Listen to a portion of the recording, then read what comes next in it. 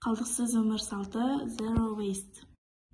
Тақырыптың жоспары, кіріспе зерттеу проблемасы, жобаның мақсаты, зерттеу әдістері, пластик қалдықтар мәселелерінің себептері, маңызы, күтілетін нәтижелер және жеке үлесіміз, және де қорытынды. Қазіргі таңда адамзат алдында тұрған ең өзекті мәселелердің бірі қоршаған ортаның ластануы, әсіресе пластик қалдықтардың шамадан тыс көбеюі.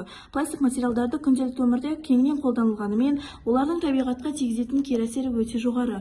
Пластик қалдықтар табиғи ортада жүздеген жылдар бойы ыдырамай, топырақты, суды және ауаны ластайды. Сонымен қатар, олар жануарлар мен адам денсаулығына қауіп төндіреді. Бұл мәселенің күрделілігі оның тек бір бағытта шешу мүмкін емес. Сондықтан бұл проблеманы кешенді түрде, яғни технология, білім беру және экономикалық тәсілдерді біріктіру арқылы шешу қажет.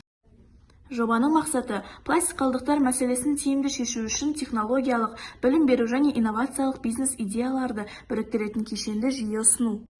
Жобаның міндеттері: пластик қалдықтардың қоршаған ортаға әсерін зерттеу, оларды азайтуға арналған тиімді тәсілдерді қарастыру, экологиялық білім деңгейін арттыру, жолдарын ұсыну, қайта өңдеуге негізделген бизнес идея әзірлеу, ұсынылған шешімдерді практикада қолдану мүмкіндігін көрсету. Зерттеу әдістері. Жоба барысында келесі әдістер қолданылады: ғылыми және интернет ақпараттарын талдау, сауалнама жүргізу, бақылау және салыстыру, жиналған деректерді қорытындылау. Пластик өнімдерін шамадан тыс пайдалану, қалдықтарды сұрыптау жүйесінің дамымауы, экологиялық білімнің жеткіліксіздігі, қайта өңдеу жүйесінің әлсіздігі. Зерттеу нәтижесі бойынша адамдардың көпшілігі пластикті күнделікті қолданады, бірақ оны дұрыс жою немесе қайта өңдеу туралы толық ақпаратқа ие емес. Бұл жағдай мәселенің тек экологиялық емес, сонымен қатар әлеуметтік және экономикалық екенін көрсетеді. Бұл мәселені тиімді шешу үшін үш бағытты біріктіретін жүйе ұсынылады. Технологиялық шешімдер: пластик қалдықтарды бөлек жинау жүйесін енгізу, пластик қабылдайтын автомат, яғни фантомат қолдану, білім беру және қоғам, мектепте жасыл клуб ұйымдастыру, экологиялық іс-шаралар мен акциялар өткізу, жиналған пластикті қайта өңдеу, қайта өңделген материалдардан жаңа өнімдер жасау. Экобак экологиялық сөмке бренді. Идеяның мәні: Экобак бұл пластик пакеттердің орнына қолданылатын мотосөмкелер. Мақсаты табиғатты қорғау және адамдарды экологиялық өмірге үйрету.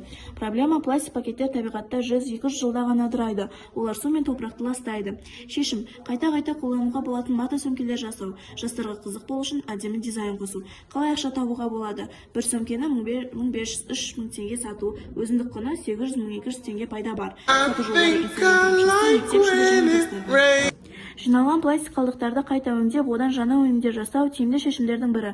Мысалы, қайта өңделген материалдардан сөмкелер, тұрмыстық бұйымдар немесе басқа да пайдалы заттар өндіруге болады. Жобаның практикалық маңызы өте жоғары. Қалдықтар көлемін азайтады, экологиялық мәдениетті қалыптастырады және қосымша табыс көзі пайда болады. Күтілетін нәтижесі пластик қалдықтарының мөлшері азаюы, ал жеке үлесіміз ақпарат жинап зерттеу жүргізді және мәселені талдадым. Кешенді шешу жолдарын ұсындық. Қорытындылай келе, пластик қалдықтар мәселесі қазіргі қоғамдағы маңызды экологиялық проблема. Оны шешу үшін тек бір бағыт жеткіліксіз. Сондықтан технология, білім беру және бизнес идеяларды біріктіру арқылы ғана тиімді нәтижеге қол жеткізуге болады. Егер біз тек жинап қана қоймай, үйретіп және оны пайдаға айналдырсақ, экологиялық мәселені тиімді түрде шеше аламыз. Назарларыңызға рахмет.